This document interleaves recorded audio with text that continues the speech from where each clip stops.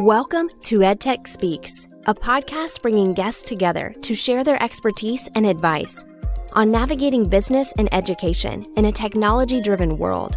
From entrepreneurs to vendors, higher education to corporate leaders, we'll uncover their perspective regarding the latest trends and technologies impacting your career or business. Our podcast is made possible by Downing EdTech Consulting, where people and technology connect. Hosted by Sher, an experienced executive spanning a higher education and corporate career with specific focus on the EdTech industry. Dr. Downing is also an international and national presenter, author, and regular media contributor. Now here is your host, EdTech strategist, Dr. Sher Downing.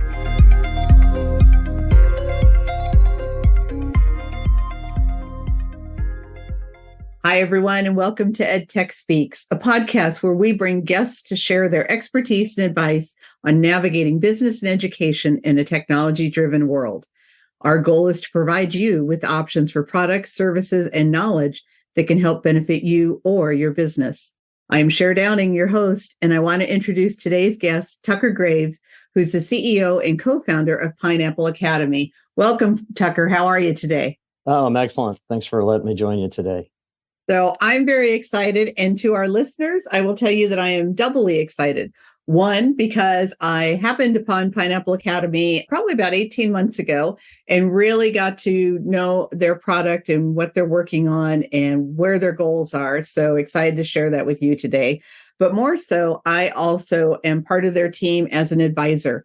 So one of the fun things about being an advisor on companies and new products and services is talking with people about what they're working on, seeing what's going out in the industry, and learning where there are deficits all across our different types of industries, as you know, that we bring to you here on the podcast. So very excited to get into talking about Pineapple Academy today.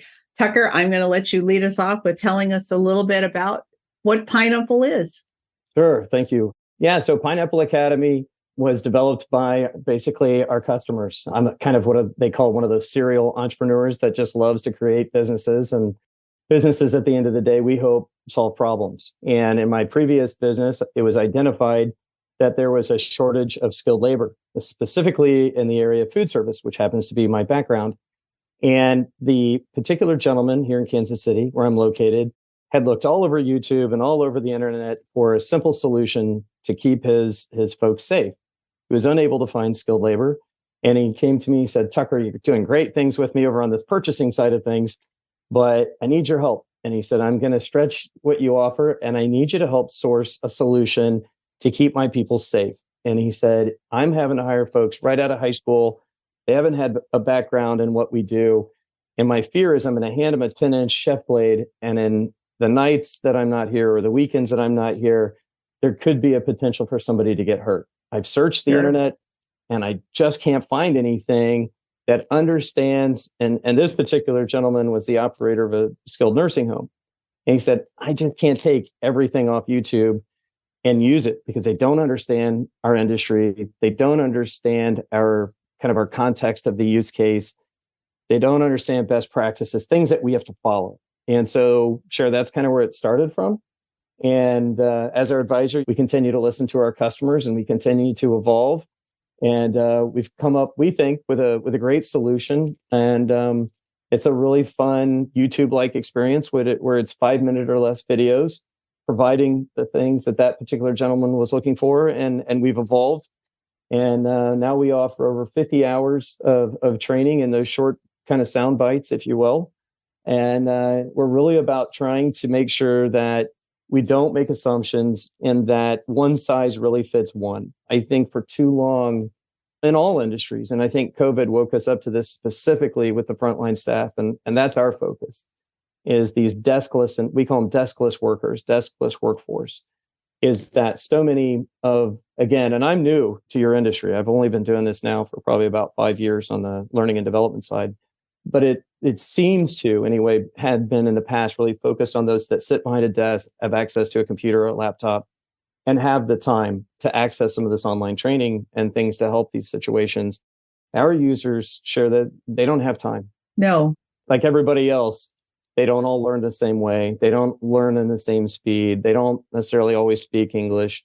So we have to just be cognitive of that. They're unique and we need to treat them uniquely. And we need to make sure that these supervisors that sometimes get picked on for, I left my job because of my manager. Well, the reality is, did they leave the job because of the manager, or did the company not, unfortunately, give the manager the tools they needed to be successful? It kind of gets blamed on the manager sometimes, I think. Our goal is to provide that manager the tools too, so that they don't have time either. They don't have the tools. So we're trying to really meet the user where they are with our approach of kind of the way we're doing training. Does that make sense? Kind of. Absolutely. For our listeners, a couple things to put this in perspective. So if you've ever watched the Food Network, I'm a personal fan of Food Network. And if you watch a chef wield a knife, you at home do not cut a tomato at that rapid speed. You do not cut any sort of herb that quickly, moving your fingers back. And if you watch them, it's a very systematic way of doing it so that they don't cut themselves.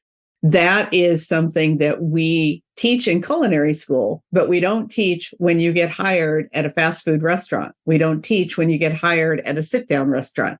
But we have an expectation that you're on the line and you're going to be cutting up those same tomatoes, those same herbs.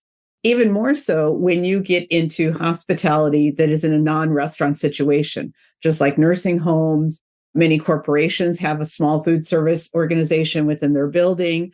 Again, you're hired and you're expected to do these things, and someone is expected to show you, which is about a 2-minute tutorial, and then they leave you with a pan of tomatoes and expect that you're going to do this well. The flip side of this is you're not only worried about getting injured, you're worried about consistency. And so training also brings about, I am getting the same amount of slices out of that every tomato and not wasting product and not wasting money. So when you think about that and you look around, I encourage you, all of you, to look around at all of the places around you that have some place that serves you something. Think about all the people behind those counters working that are getting 2 minutes or less of training by someone who is busy, who's like, oh yeah, you're new today, let me get this through. So this service of doing micro learning and being able to attack at that when you need it. If you show me to slice tomatoes today and I don't slice tomatoes for a week, it's a start over. And this gives me an opportunity to watch it right when I need it and move it forward. So let's talk a little bit about the micro learning, because what are some of the things that you're covering? We're talking about the big picture of cutting a tomato. You're talking about the very minute pieces and steps that take to get up to doing that. No, that's exactly right. So my co-founder, my business partner, Greg Orgoni, grew up just like everybody else in the food service industry by washing the dishes in the pots in the sink. And then after that, he evolved into the dishwasher. And then somebody ran into him and said, hey, have you thought about doing more? And so he actually showed Greg how to use a knife. And I think for some reason, the gateway might be the knife. It's certainly how our company started. But yeah, no, it's exactly that. That's our approach. Everything we approach is it's the first time they've ever seen anything like this. It's very fun, basic, fundamental teaching. We don't want anybody to feel uncomfortable or put into a situation where they're the only one in the room that doesn't know how to do something. There's nothing worse than that. We've had some great conversations with some individuals, and believe it or not, managers of these operations that have said, I'm only a manager because I'm the last one left in the organization. I never really got the skills along the way. I just got handed the baton because there's nobody else. And so in some cases, some of these managers are going back to the fundamentals and the basics too. I don't think we can assume because our title that we necessarily know. And I think it's always a great refresher. And yeah, we simply take it in everything we do. It's a step-by-step approach. Our biggest challenge is certainly behavior change. And just like anything, it's tough to get people to change. So we really do try to break this elephant. And what we're looking to do, and to put it very simply, is to change the way on-the-job training is currently being performed. And you just mentioned it. Somebody shows you something really quick, how to do it. You're expected to understand this and remember it. And I think that, again, that assumption of we all learn the same way and we got it the first time. What we're trying to do is make sure that we put people in the right place and give them the right tools to be successful. You mentioned at the time of need. It's also managing that forgetting curve and saying, the more I repeat it and the more I have access to repeat it, the more it's probably going to sink in.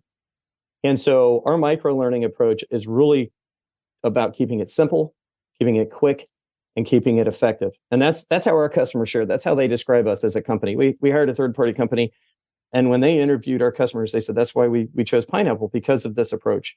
And again, knowing who our client is, and it is that person that just doesn't have time. They don't have the skill set. Everything we do is to try to anticipate their needs. And that's where Pineapple Academy's name came from. We believe that hospitality, the symbol of hospitality is the pineapple, is to try to anticipate that user's needs when it comes to learning and development. And that is such a terrific focal point, because now more than ever, and I know everyone gets tired of talking about post-pandemic, but the fact of the matter is the world changed. The world greatly changed in all facets. It's not just individual silos that changed. It changed horizontally as well. And one of the things that we're now seeing is the workforce is unstable. Not to say there aren't jobs available, but people aren't liking what they were doing before. People aren't liking having to go in and work in a location versus being a remote worker. People are being more selective in what they want to do. So we're seeing a much higher turnover rate, particularly at these front desk areas, because they get other opportunities, they see something available. And what that does then is exactly what you're talking about. Suddenly, last guy left is manager. And I actually witnessed this recently. Was talking with someone who said, hey, my son got hired. He's been there 3 weeks and he got promoted to assistant manager. She said, and I asked, so what did you do? And he goes, nothing. The 2 guys above me quit. And she said, so how are you going to prepare for this? And he said, I don't know. I don't even know what those 2 guys did. He said, all I know is they came to me. They said, now you're an assistant manager and you need to hire 4 people below you. And so she had a long conversation with him about the fact that you can't just put the name badge on and say, hey, I'm good. I'm ready to go. She's like, you need to prepare for this. And he's like, I don't know. They haven't told me anything. That's one example of many out there right now. We're seeing it a lot. And so having that ability as a manager or as a company to say, we've got tools sitting here ready, waiting, we can have things for people to step into when they need it, is really powerful, because we're not going to get away from this anytime soon. We're still going to continue to see people moving around, shifting around.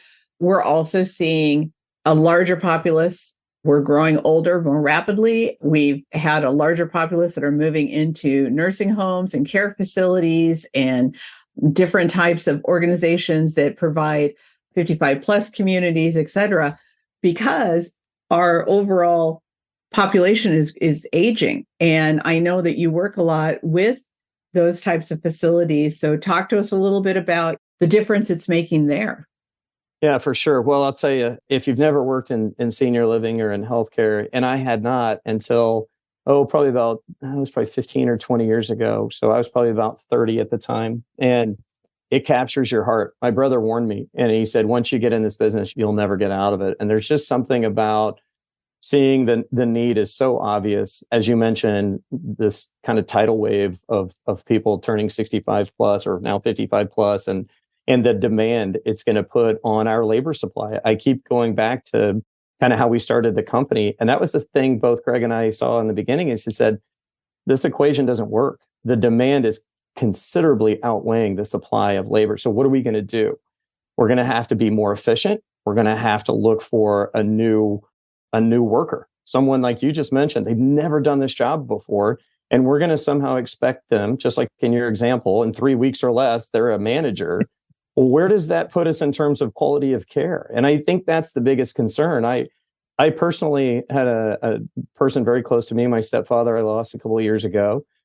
And I'll be honest with you, the community did a great job, but the people that really were there for him on a day-to-day basis, and nothing against the nurses, they are taxed, worked beyond their call.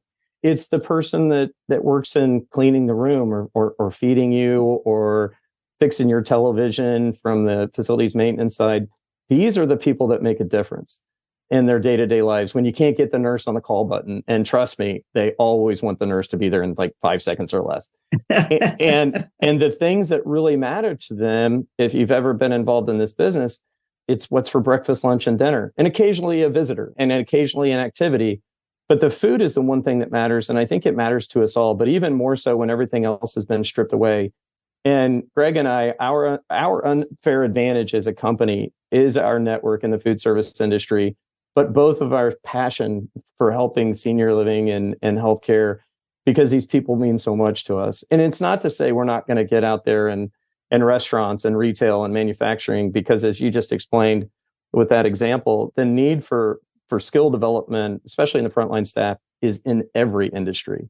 80% of the world is made up of these folks working, and they need to be given the tools to help them do their job and to feel proud about what they're doing. I think there's a great book out there by Daniel Pink that talks about the 3 things that motivate us, and it's giving them the autonomy and giving them the mastery and the purpose. And those are the things that drive us. It's not just money. I think we're seeing that more than ever because we're seeing a gig economy. And further supports the time of need. Micro learning training is for the person that today is a cook, but tomorrow's working retail. And giving these operators the tools to meet and kind of go to their client, which is the frontline staff. It should be their primary client. The customers will come if you take care of your internal employees. We all know that. Richard Branson does a great job of that with Virgin and his companies, and just is always quoted for that. And we believe the same. And so everything we try to do is for them, so that the ripple effect is for these seniors and all of those in healthcare, because of the importance of what they do. And I think the ripple effect is even larger than that, because what you're starting is a change management in the thought process of doing this. Because I learned to do this here, where I'm currently working today, doesn't mean I'm not going to go somewhere else in a year, 6 months, and then somewhere else, and then somewhere else. And so suddenly, when I go somewhere that doesn't have access to this, my first comment is, hey, at my last place, I was able to do this. I was able to learn that. Is there a way I can do this from here? So the ripple is just starting, I think, because companies that aren't aware yet are going to start to see, and I've seen this happen over the years with technology. You get somewhere and somebody says, well, here's the computer at your desk. This is what you're going to be using. And people would say, well, where's the training? You just click around, figure it out kind of thing. Well, at my last place, they had us go through these training modules, and I can remember having the conversation of, oh, we probably should look at doing something like that, because this is what they had at the last place, and it actually sounds like a good idea. And so you start to carry that forward, and you start to embed with the industry, or in your case, in multiple industries over time, because people become used to it and they like it. I always joke about YouTube. YouTube, when it came out, was just kind of for fun. And now every time something goes wrong with an appliance, or the car makes a funny sound or something, what do? I go to YouTube, to my go-to people that I know are experts on these things. And I watch the little video and I'm like, okay, now I'm not going to go out and fix the car. But when I go to the repair person, I'm like, here's what I watched and this is what it's doing. So I think this is what it is. He in turn goes, oh, well, now it makes sense, because you probably couldn't have explained it to me otherwise. But now I know what you're talking about exactly. That's what we'll go look for. We'll see what else is going on. We're becoming a society of wanting that rapid customization to our needs when we need it. You've taken that into the workforce, and I think that's going to just continue to permeate and move forward. So tell us a little bit about what are the types of things that you're offering right now. You said you have 50 pieces that are working at the moment, and then what's next for Pineapple? Sure. No, would love to. My favorite part. So the current product is I like to look at Pineapple Academy in 3 phases. The first phase was just making sure that the style, course design, and how it was received by the end user of the content. And that's what we did. We came out of the gate. As I mentioned, we have over 50 hours in a library today that our customers can have access to on all these food service skills, whether it's front of the house or back of the house, which, if you're not familiar with that, is kitchen or dining room, probably easier way to say it. And then we've evolved a little bit into housekeeping and laundry, just a super important area that also kind of tends to get overlooked sometimes. We've had requests now to expand this into facilities maintenance and management. It's very operationally focused, as you kind of alluded to with the YouTube type effect. And that's really what we're trying to create, is this kind of YouTube-like experience for business. We want to take where YouTube started, right? It's used in a lot of different ways, and saying, okay, now let's let's kind of hone this particular feature set out of YouTube and really focus on the needs from an operational standpoint. So phase 2 of our product, which I'm kind of giving you a little peek of what's to come, we're testing now, and it's working great. Actually, utilization is triple digit growth for us from the operator side, which we love. And that is allowing them to create their own content. We worked with a campus here in Kansas City, supplied them with kind of a best practice on a simple little ring light and some microphone and a tripod. I mean, it's like a couple $100. And they're shooting their own content. And I think the part that's probably the most exciting part is, number one, they got some interns and they brought them in. Number two, their team is developing the training. Now, this is not top down anymore. Now it's bottom up, which is what we love, right? So now we get user engagement, and it's a little bit of that kind of TikTok engagement level. Now, we're not going to see anybody's faces. It's not about that. We're probably going to see some hands doing certain skill sets. So we don't need big release forms from the talent. We're just going to see their hands, maybe not their voices. But this is allowing these industries and these corporations to get engagement at the lowest level because they're a part of it, right? If we have buy-in, we feel like we're more involved with the process. We'll probably use it more. And they see things that the higher ups and senior leadership, they don't see. So I'm super excited to see where this goes with user-generated content. We've also partnered with a great law firm that's helping us restructure all of our legal shares so that phase 3 of the company, and it'll probably be next summer, we're going to slowly do it kind of behind the scenes and test it, just like our user-generated content capability will come out January 1st of this next year. But next summer, we want to evolve it and allow them in the same process to apply to have the content that they love. Maybe they want to share it with others like them. So let's say that I develop a video for my campus on how to change an air filter in something, whether it's in, I don't know, HVAC unit or something. And there's other people that have that same need around the country. So I shoot it with my video and I apply with Pineapple Academy, and we'll have some certain kind of YouTube-like requirements. We got to make sure we don't say bad words and do bad things.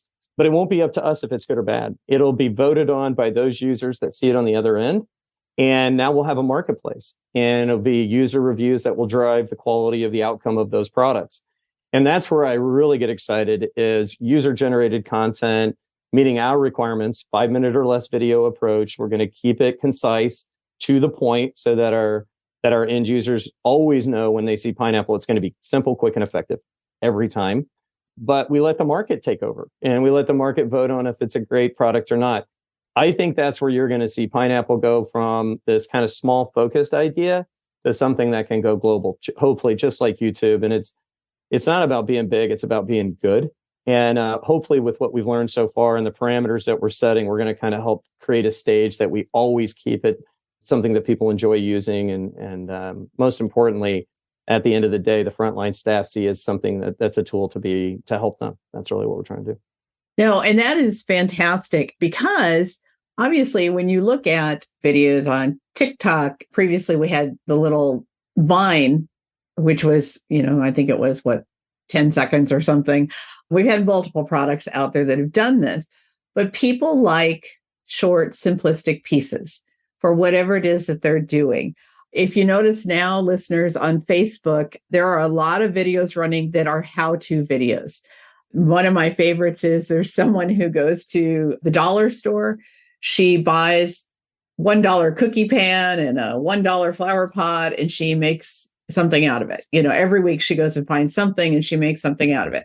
There's a woman who goes to Aldi's and shows every week what's new in Aldi's, what's come in new in their food, and what type. This morning was types of cheeses. So apparently Aldi's got in fall cheeses this week. It's 10, 15 seconds that she goes through, and literally you see a cart cruising through the store, and she tells you, here they are, here's this, here's that. There are people that are showing you how to do your hair, how to do kids' hair. Everything is on there. And the other day, there was one showing you how to navigate Topgolf. And this was something I never thought of. If you're a golfer or if you've played putt-putt golf or whatever, you figure, hey, no big deal. You've been to a driving range. You understand how to go to Topgolf. Somebody had never gone because they didn't know what to do when they got there. So their friend made a quick video of, here's how Topgolf works. You walk in, do this, and went through the steps quickly, and then shows you finally ready to start hitting balls.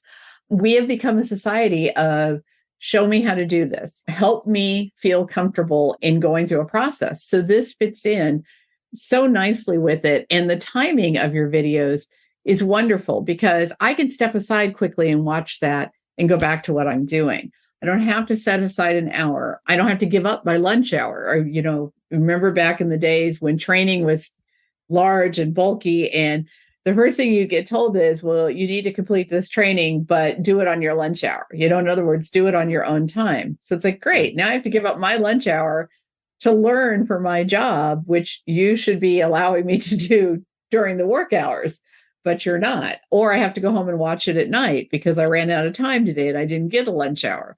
This is so convenient to really slide into the schedule, but also it slides into how we now learn. We just want snippets. We don't want to spend a whole bulk of time on this. I may go back and rewatch it. I may go back and look at other things that are like it. But at the point in time that I need it, I just want to know what I need to know. So what are their options in terms of how they look across this catalog that you have and what else they can do? Sure. No, you brought up a good point. And there's a couple of things I wanted to touch on that too, is that so how we package our catalog is we look at bundling our information in a list, similar to like music. You know how there's a song and a playlist? So we do it, we call it a training series, and then we have courses. And then we did have some customers come back and say, hey, can you put something in between? Because when we think about chunking education, I guess is probably the best word I would use. It's not different than anything else we do in life. So when I go to the gym, which I try to go as much as possible, but don't always make it. But when I go to the gym, I don't go and do 30 reps on a bench press, which by the way is nowhere near my son's bench press, but I do 3 reps at 10. Or if I do training on the track to get faster, to also keep up with my son, we do things that help us in short sprints where we walk between. And there's intervals in our life that we do everywhere. And interval learning is really what we're trying to introduce here.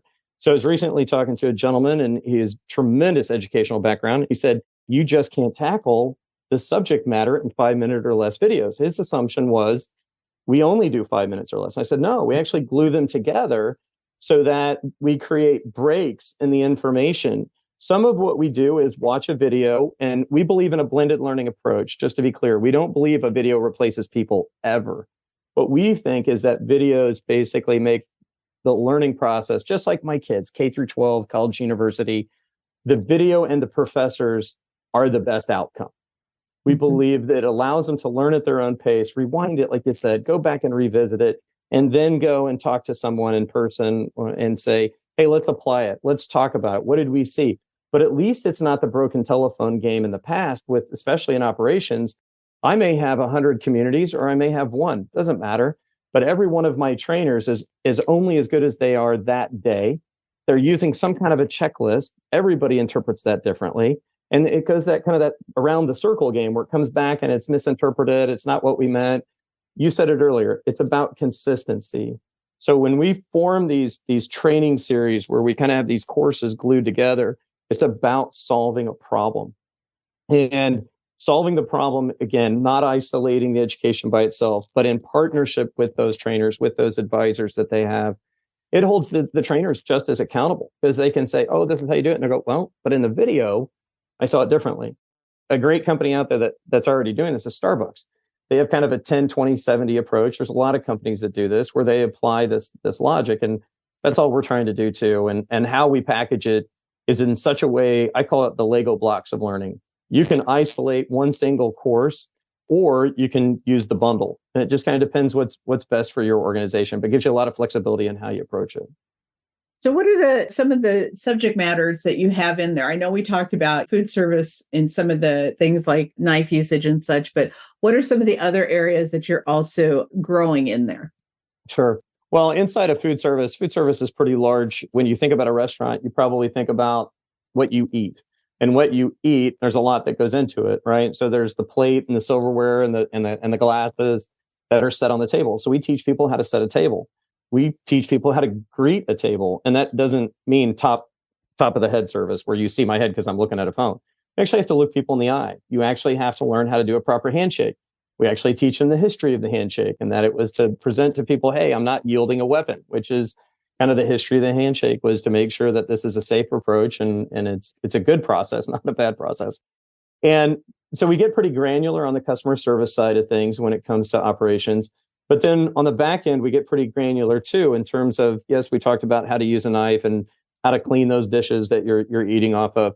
But as we grow them in this path of developing them into a career, we also get into management best practices too. Now, we don't go too deep into that. There's a lot of soft skills training out there in the world, and there's a lot of people that do a great job. But there's kind of a piece missing, we think, between the frontline staff and the manager, which is the supervisor, which, like in your example, is Sure. I've been here for 3 weeks and now I'm the supervisor. Not a lot of supervisor training. It's that piece that's kind of a gap between. So we do focus on that. We certainly do. As I mentioned, the housekeeping and laundry, again, something that we just kind of take for granted is how to clean a room and what's best practice on. I mean, I love Greg. When we first started the company, he's in every video, from how to clean the dumpster, how to clean the floor tiles. He's been a patient, I believe, in an operating room for a hospital that we've cleaned, ambulances, beauty salons. That poor guy, he has been the character of all characters. So for those that remember the old Benny Hill days. He's the Benny Hill of today. He's literally played every character. So we tried to do as much as we could with a startup and what we could do. But now we're starting to bring in other people, as I mentioned. So we now have a young lady. She's a great chef out of the East Coast, and she did Meatless Eats. It's all about vegetarian, vegan style of cooking. She did a wonderful series on baking. We just signed a new agreement with another gentleman. He's fantastic. His name is Chef Stephen Beatty. Just phenomenal chef when it comes to how to produce amazing things out of fruit and vegetables. He actually goes in and carves like amazing designs and flowers and things. So couldn't be more excited about what we're going to do with him. I mentioned it a little bit. Facilities maintenance and management is on the horizon. Skilled nursing actually has come back to us. And look, we're not getting into the clinical stuff. There's great companies that do the compliance stuff, but there's some of this operational stuff. And I can't even speak to it because I'll say it wrong, but it's going to continue to grow and grow and grow. And I think someone asked me the other day, said, are you going to go into healthcare or are you going to go into food service? And I said, we're just going to go where we go. We're in senior living and healthcare. And if there's more of a pull into that clinical side of things, then we'll go there. If there's more of a pull into the food service, we'll certainly go there too. Food's in our veins. We can't avoid it. So I'm sure we'll grow into that category. But that will expand into things like cost management and understanding supply chain. There's a lot to learn, as you know. I mean, it's endless. And the thing is that the very thing that you're talking about, college and universities are struggling with the opposite, which is in order to get all of the content into your degree program, they've had to cut back on some of the soft skills. Yeah. Now they're trying to readapt and bring them back in because employers started complaining that, yes, I got this person who's very knowledgeable in a certain area, and yes, they're degreed, but they're lacking in soft skills. So when I turn them loose as a manager or an assistant manager, they don't really know what to do. They don't really understand dealing with the human side of it. They don't really understand how to figure things out. I remember early on in my career hiring someone who came into my office like 2 days later and said, none of those people work directly for me. And I said, no, we said it's a team. We obviously we help each other out, but no one reports to you. And he said, I can't work at a place with less than 5 people reporting to me. And I said, why? And this is pre-computers and all. So everything is done manually at that point. And he said, because I don't know how to do any of this stuff.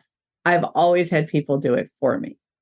Wow. There are still people like that. You get the luck of the draw and you get in the right place and you're in the right area and the person before you suddenly leaves and you step in and all of these things happen and you don't get the training and the opportunity that you need to. And all of a sudden you hit a point one day where you're like, wow, I'm really in over my head because I don't know these things. And as soon as you're over your head, your workers or the people around you, they know it. They see it.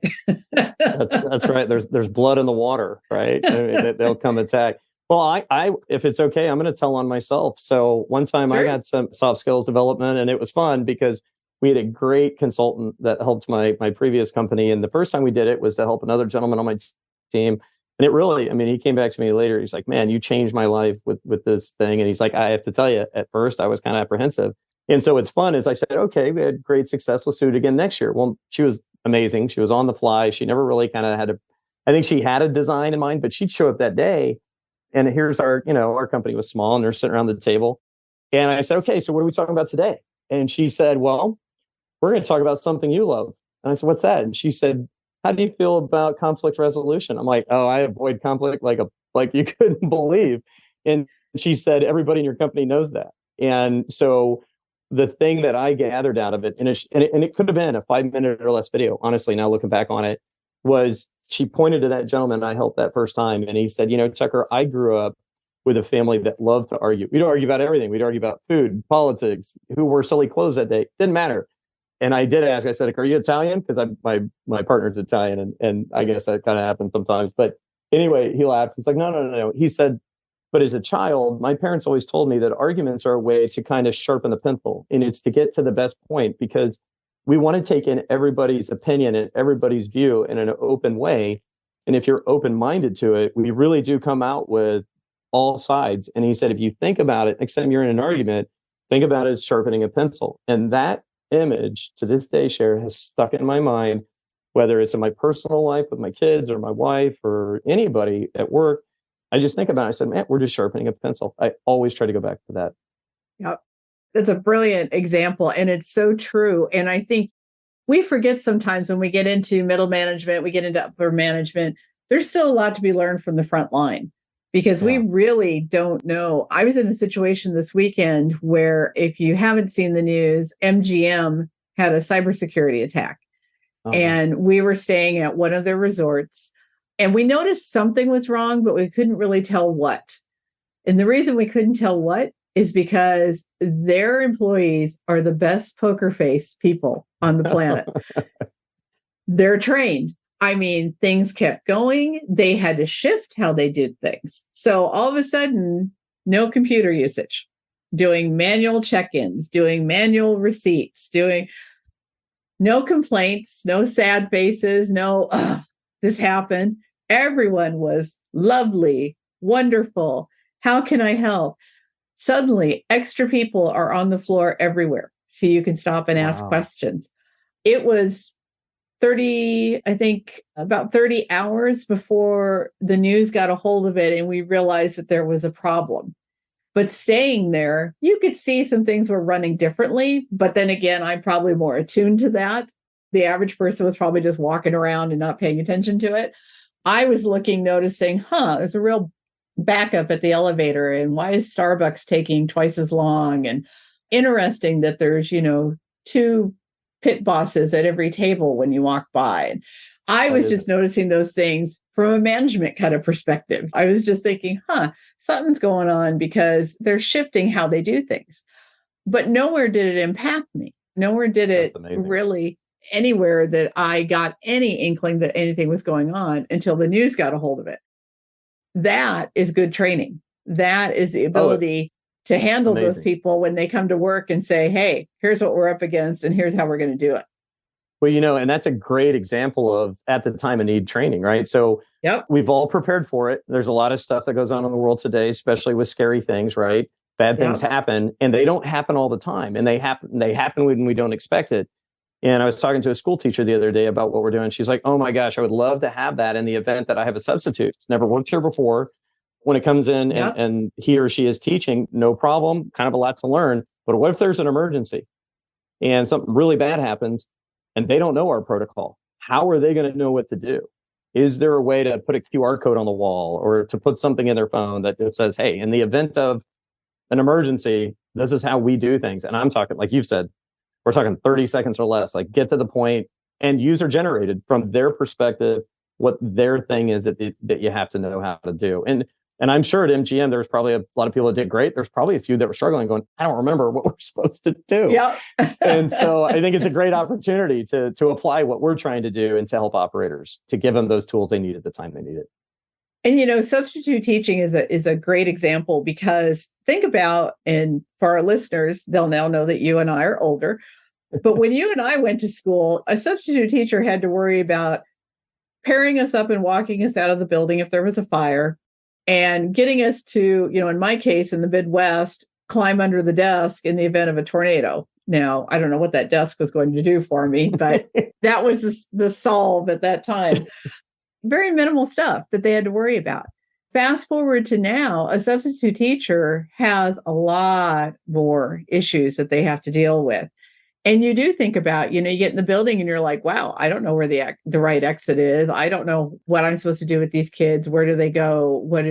All of these things where we've been training the teacher of that room so diligently so that she's prepared. And she goes out that day and he comes in as a substitute and we've given them nothing. What we usually do is we pair them up with another teacher. We say, oh, if you have questions, go down the hall and talk to Mr. Graves. Not always the time to run down the hall and say, hey, what do I do with this? And that's just one example. Seeing that at the MGM, I saw employees as they were changing shifts cluster. And I know now that they were running them through, here's what happened, here's where we're at, here's what we're doing going forward. But that's a quick conversation in a big group of people, and you may or may not have gotten your question answered. You may not have understood what they told you to do. So now you're following someone else around, or you're kind of looking around trying to say, okay, can I do what they're doing? Is that correct? Offering that training to be able to say, hit start, this is what you're going to have to know, and this is how the day is going to run would be fabulous. And I think in MGM, I use them as the example because I was there to witness it. You've got hundreds of employees, hundreds of managers. You've got that top-down availability. But think about if you were in that same situation and you were a hotel owner or you were a senior living owner, and you've just got one company, one building, one set. You haven't invested like MGM has to prepare for these kinds of things because you don't have the budget. You're kind of thinking, well, we're not that big. We can walk down the hall and talk to people. You get in that soft mentality of we're not a big company. We're not ever going to need that kind of service. And the reality is it doesn't matter the size of your company. Everybody needs it. Absolutely. No, I'll tell you, our mix today, we're all over the board. I mean, we talked to a hospital system yesterday with 15 employees. We have a hospital system with 1,000 employees. We have some senior living folks with 16 to 18,000. We're talking to companies in this next month that have anywhere between 3 to 500,000 employees. To your point, this goes everywhere. And I think the thing too that we all need to kind of remember too is how do they feel about the word training? And I've really tried to teach myself, Sher, this learning and development, yep. L&D, because again, I'm new, I'm 5 years into it, and yourself and many other experts out there, I'm just listening. I'm trying not to talk too much and just absorb all of it in and appreciate it. But in the short time I've been involved in the things I've seen, and I just flew on Southwest Airlines the other day, great airline, and I was asking the gal next to me who worked for them, and I said, share with me how you access information. And she's looking through all these folders and these things. And I went home and I was like, how much time do we spend looking for the information that we already have? And so one of the things we're trying to really do is not only focus on the content and the conciseness, but the path to accessing content and conciseness of that also. So we love the approach of the QR codes and the hyperlinks and the really kind of creating a spider web effect of making sure that those that work with Pineapple, that we can stay into the workflow of their eyeball workflow. Where are their eyes already? And where can we go so that they can get access to the thing they need? Not to the thing they need to then research it and go dig through it and find it. But how do they get to just the thing they need? Because when I talk to them, they're like, oh, please, no more hour-long PowerPoints. And that's part of it, right? But the other thing is too, okay, you've delivered short videos in my learning management system, and that's wonderful and that's great. But how do I find it? And I'll tell you, you probably know this better than I do. If they don't find it quickly, they stop looking. Yep, absolutely. And, it's funny because if you think about it, and for our listeners, if you think about all the jobs you've had in your career, and when you walk into that HR office or you walk into that management office, and think about all those 4-inch notebooks that are lined up somewhere on a shelf. Why? Because that's policy, that's procedures, that's all the things that makes that place run. And we print them all out and put them in 4-inch notebooks. And then we're constantly, fluttering around through them, flagging them, hoping to find that page the next time I need it, which could be 18 months from now.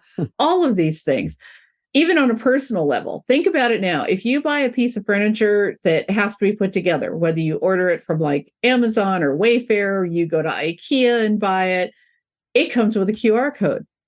Why? Because when I need to fix that chair in a year, I'm not going to know where that manual is that came with it. It's going to be stuffed in a drawer somewhere or accidentally thrown out with the box. They recognize that I just want to go and see, how do I tighten the legs on this chair? And I can click right on that and I'm good to go. We want it handy and we want it available. We live on our phones now for a majority of society. So it works well for us. And what you guys do is offer it through a portal system for those people even that don't live on their phones and want to have access to it, but still not dig through the file drawer to find it.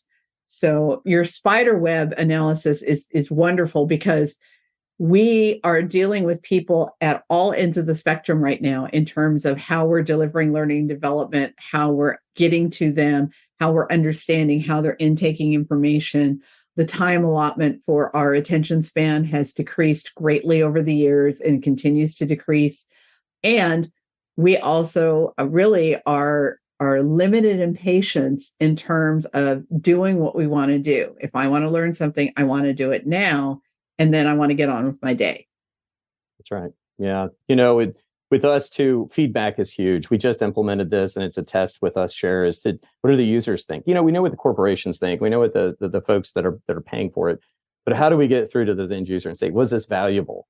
Because the last thing I want to do is give them a video and waste their time and go, this is terrible.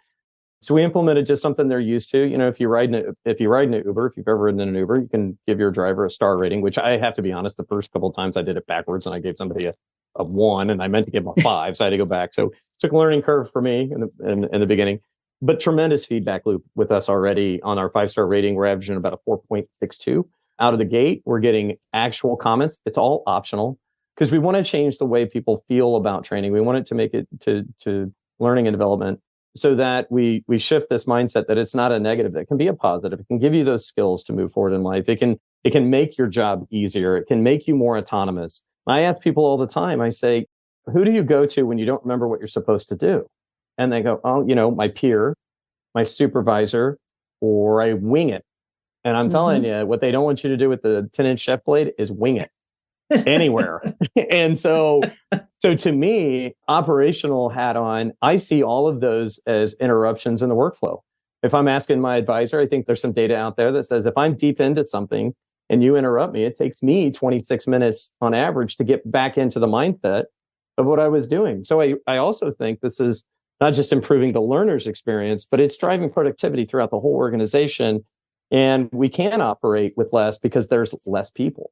And we not only are improving their experience through learning and development, we know they stick around if we invest in them. We know that. So let's find a relatively inexpensive and effective way, most importantly, so that every organization, small or large, can give these folks the tools they need to not only succeed in their business career, but their personal life. A lot of this is life skills. I can't tell you how many people we hear back from on those knife training skills that take it home and go, I never knew that broccoli stalk that I just cut off and throw in the trash, I could get out a potato peeler, dice it up and save it for a future stir fry.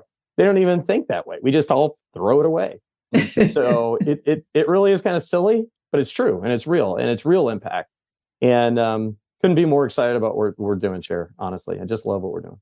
Obviously, with my varied background, I've been excited about Pineapple Academy since first started speaking with both you and Greg about this, because I've seen the gapes.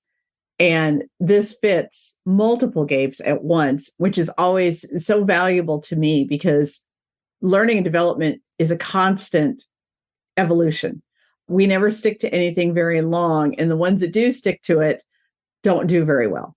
It's why we're seeing a decrease in people wanting to go to college right now, because it's not fitting the way they want to learn. It's not that they don't want to learn. People mistake when someone says, I don't want to go to college with, I don't want to learn. I don't want to grow. I don't want to earn a degree. That's not it. What they're saying is the way college is set up isn't right for me. And that's the difference. When we make that assumption across the board, well, then they're never going to do anything. When we make the assumption, oh, they're working front house at a restaurant, so they're always going to be stuck in a minimum wage job. That's not necessarily the case. But as a society, we've often made those assumptions on these things. And I think products like this really help people understand there's more to it than that. There's more growth. I always tell people when they learn something in technology, and it's the same in food service, it's not like when you quit here today and leave, I take away all your skills that you learned. Your knife skills are still going to go with you to the next location. Everything that you learn is going to move with you. That's the beauty of collecting knowledge, is that no one can take that back from you. That's going to go with you, and you're going to continue to use it in a variety of ways. And so I think what you're doing is offering them the opportunity to build that collection of knowledge, their own personal catalog, and be able to expand their opportunities and their job choices as they move forward. Yeah, I couldn't agree. I'm a dreamer. And so to me, if there's a way, because I like to dream big, because I think if you dream big, you can make big changes. And I think if we do this correctly, and I'm hoping we do, we have the right people around us, we have great advisors like you, that we can hopefully incrementally change the way learning is approached, our small little piece that we add to all these great experts that are already out there. And we can bring the world up just a little bit and really focus on those that maybe had been overlooked in the past, that didn't feel like they had an opportunity. Dignity is a big piece of learning that I just never understood before. And it's been explained to me, I can't tell you how many times, by individuals that pull me to the side and just say, first time in my life, I feel like I've been given a chance to actually change who I am and to be more. And I didn't think I had that opportunity, because learning was designed a certain way in our organization or in my schools. And that's not the way I learn. And so I really think if we look at the science behind it, and again, I'm a newbie. I don't know what you know, and I don't know what everybody else knows, but I tell you what I do know is I know people. And I can watch my son at 12 years old carve a pumpkin for the first time and show me ways I've never known you can carve a pumpkin, and never get your hands dirty, by the way. And I said, well, how did you learn that? And he's like, I watched a video. Mm-hmm. And so that's why Pineapple Academy is video based. And it's just, I know it works. So, Well, I'm excited. I know you're excited. For our listeners, I invite you to go out and check out their website at pineappleacademy.com. Take a look at the things that they're doing. Take a look at all the people that are working with them. We have a wonderful advisory board. I expect that we're just going to continue to see great things coming out of there. Any last minute things, Tucker, that you want to add? Thank you for this opportunity. And I encourage anybody to reach out to us at pineappleacademy.com. Myself, Tucker Graves. We just want to learn. And so we are active listeners. That's how we got where we are. It's how we're going to continue to grow. And we wouldn't be here today without feedback and input to make us better. And so appreciate the opportunity to partner with you, and anybody out there listening. Would love that you share our message about trying to advance the way on-the-job training is being done today. Well, thank you again for being here today. For our listeners, both Greg and Tucker are on LinkedIn, as is Pineapple Academy. So you can get a shot at seeing Penelope Pineapple, who is quite the most adorable little logo. But the pineapple is all about people and has been for hundreds of years. I lived in the South for a little bit, and every house has a pineapple to welcome you in. So it's a great logo, it's a great messaging, and it's a great product. So please take a look out there. I want to thank all of you for joining us today. And to our listeners, thank you for attending always another episode of EdTech Speaks. We hope you enjoyed this episode and can make use of it. And we look forward to having you with us again next month. For more information on us, please check us out at www.downingedtech.com. And until next time, keep learning. Thank you for listening to EdTech Speaks with EdTech strategist Sher Downing. To learn more about the services Downing EdTech and its staff can provide you, find us at www.downingedtech.com. If you enjoyed today's podcast, be sure to share it. We'd also like to hear from you regarding any suggestions for topics or guests and the value you received from our show. Check back for new podcasts with featured guests at www.downingedtech.com/podcast.